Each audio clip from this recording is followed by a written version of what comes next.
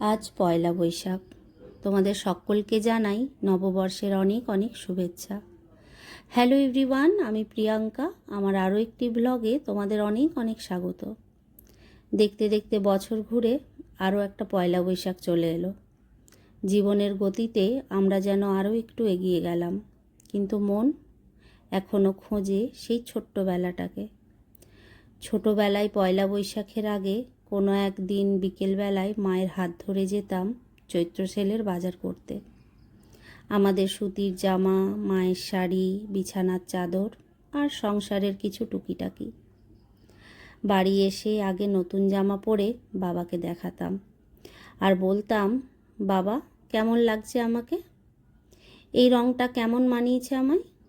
আর বাবা বলতো, আমার মেয়েকে সব রং মানায়। আজ বাবা নেই, সেই ছোটোবেলাটাও নেই।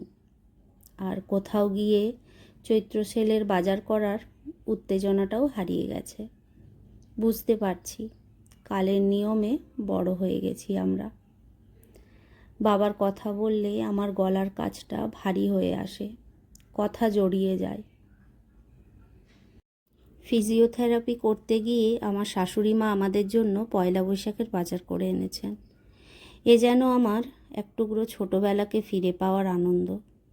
ভালো থাকুক এই মানুষগুলো যারা আমার প্রতিদিনের অভ্যাস। ভালো থাকুক পৃথিবীর সব বাবা মায়েরা।